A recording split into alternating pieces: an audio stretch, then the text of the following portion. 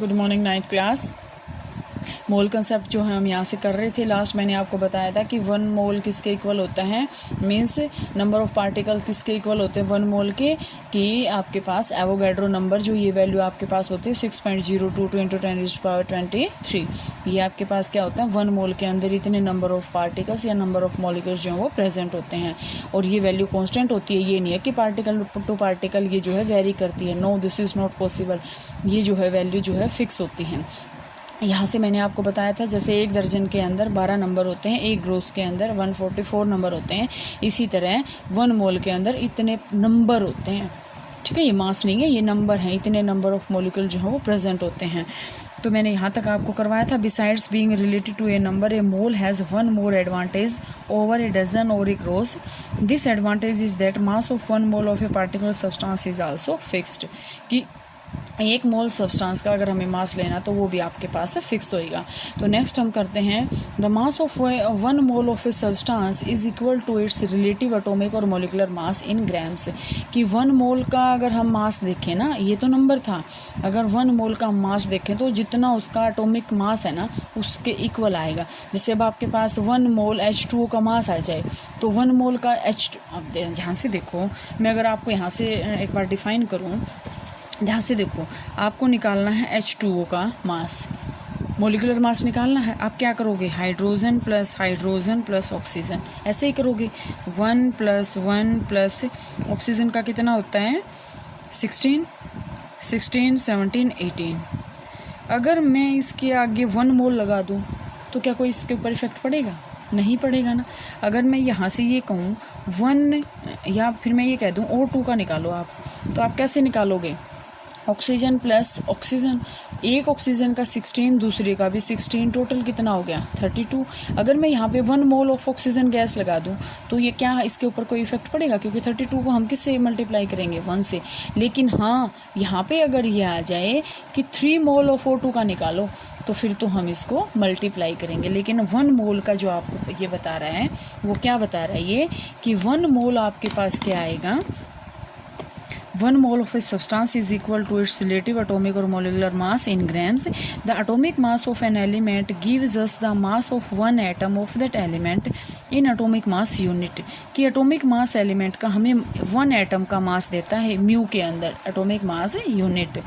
To get the mass of 1 mole of atom of that element, that is molar mass, we have to take the same numerical value but change the units. Numerical value same लेंगे लेकिन उसके आगे क्या लगा देंगे, mu लगा देंगे। ठीक है। Molar mass of atoms is also known as gram atomic mass. Molar mass को हम क्या कह सकते हैं, ग्राम एटॉमिक मास, मतलब कितने ग्राम्स उसके अंदर प्रेजेंट है।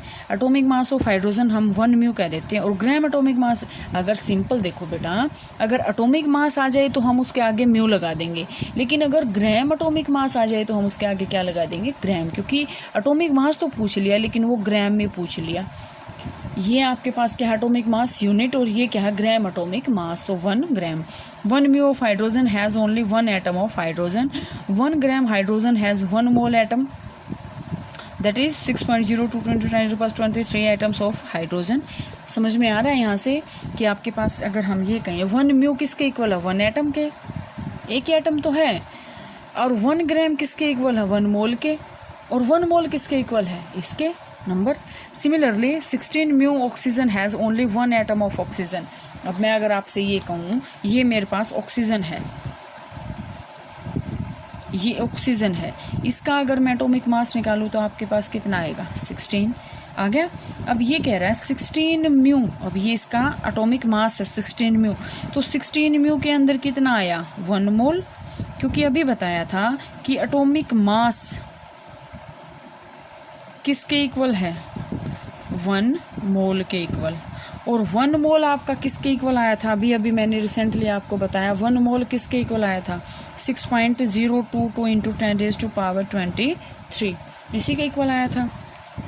तो यहाँ से 1 mole of atom 6.022 atoms of oxygen. To find the, ये न्यूमेरिकल करोगे बेटा और आपको अच्छे से समझ में आ जाएगा। एक बार यहाँ से आप इसको अच्छे से देख लें। To find the gram molecular mass और molar mass of a molecule we keep the numerical value the same as the molecular मास।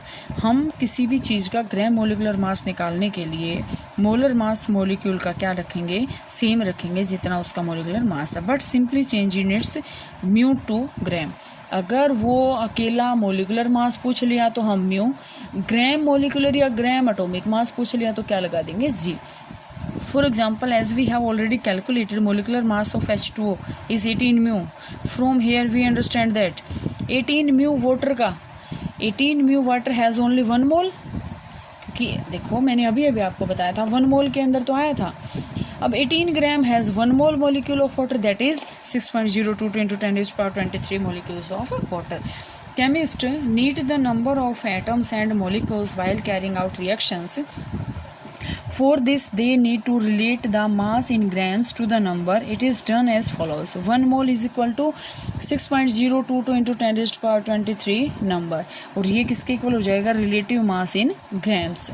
दस a mole is the chemist counting unit. Mole किसका होता है, जो केमिस्ट काउंट करते हैं, मतलब एक एग्जैक्ट अमाउंट की कोई भी मेडिसिन बनाने के लिए। The word mole was introduced around in 1896 by Wilhelm Ostwald, who derived the term from the Latin word moles meaning a heap और ए पाइल। ठीक है, ये सब्सटेंस में be considered as a heap of atoms. Heap का मतलब ढेरी, और molecules the unit mole was accepted in 1967। देखो ये आइडिया 1896 में आया था और 1967 के अंदर उसको अप्रूव किया गया। Simple way of reporting a large number the massive heap of atoms और मोलिक्यूल्स इन ए सैंपल। तो बेटा मोल का आपको समझ में आ जाना चाहिए। 1 mole is equal to atomic mass, ठीक है, और 1 mole is equal to 6.022 into 10 raised to power 23 number. एक न्यूमेरिकल करके देखते हैं, यहाँ से आपको क्लियर हो जाएगा, फिर न्यूमेरिकल्स करवाते हूँ कल। Calculate the number of moles for the following. 52 gram of helium, mole निकालना हीलियम का, और ये आपके पास नंबर ऑफ मोलिक्यूल दे दिया। देखो सबसे पहले हम क्या निकालेंगे, number of mole, n, given mass छोटा m, molar mass capital M. आप इसको नोट करेंगे, नंबर ऑफ मोल्स होते हैं स्मॉल एन, गिवन मास होता है स्मॉल एम, मोलर मास होता है M, given number of particles होता है एन, और एवोगैड्रो नंबर को हम डिनोट करते हैं एन नोट से। अब देखो एटॉमिक मास हीलियम का कितना होता है, 4 म्यू। अगर हम मोलर मास निकालें तो कितना आएगा, ग्राम मोलर मास या ग्राम एटॉमिक मास निकालें तो 4 ग्राम। नंबर ऑफ मोल हम कैसे निकालते हैं, given mass over molar mass. Given मास कितना है आपके पास है 52 ग्राम, और मोलर मास हमारे पास कितना आया है 4। तो गिवन मास देखो एन, एन आपके पास नंबर ऑफ मोल निकालने का फार्मूला देखो आपके पास है, ये बहुत अच्छा न्यूमेरिकल है। देखो आपको दे दिया, आपको निकालना है 52 ग्राम ऑफ हीलियम का, आपको क्या निकालना है, number of mole. Number of मोल आपको डिनोट करना है एन से। एन निकालने का फार्मूला होता है आपके पास given mass over molar mass. Given mass over molar mass. अब हीलियम है, क्या है ये, हीलियम है। सबसे पहले हम हीलियम का मोलर मास निकालते हैं।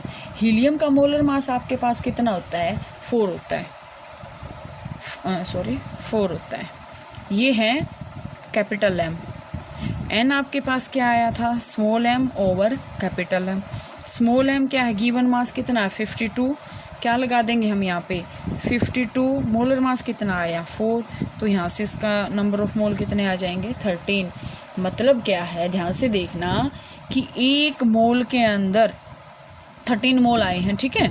तो यहाँ से आपके पास कितना आया कि 52 ग्राम के अंदर आपके पास एक मोल, ध्यान से देखना, 1 ग्राम के अंदर 13 मोल प्रेजेंट हैं, तो 4 ग्राम के अंदर कितने होंगे 52 ग्राम, ठीक है।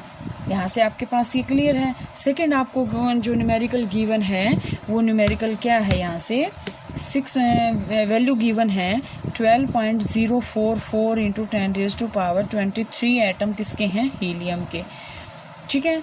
1 मोल आपको पता है कितना होता है 6.022 इंटू 10 raised to power 23।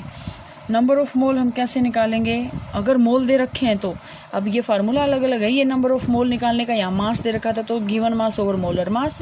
अगर नंबर ऑफ मोल में अगर आपको एवोगैड्रो नंबर दे रखा है तो हम क्या निकालेंगे, नंबर ऑफ मोल से एन हम क्या निकालेंगे, given number over Avogadro number. Given number कितना है 12.044 इंटू 10⁻23 और मोलर मास इसका एवोगैड्रो नंबर कितना हो 6.022 इंटू 10⁻23। तो यहाँ से ये इसका कट जाएगा, ये तो कट गया, ये क्या है सीधा 2 पे जाएगा, तो आपके पास कितने आएंगे 2 नंबर। ठीक है, इसके बाद बेटा आपके पास इसमें न्यूमेरिकल्स आएंगे। आपका चैप्टर ये कंप्लीट हो चुका है, न्यूमेरिकल्स आएंगे वो जो है कल करते हैं बाकी।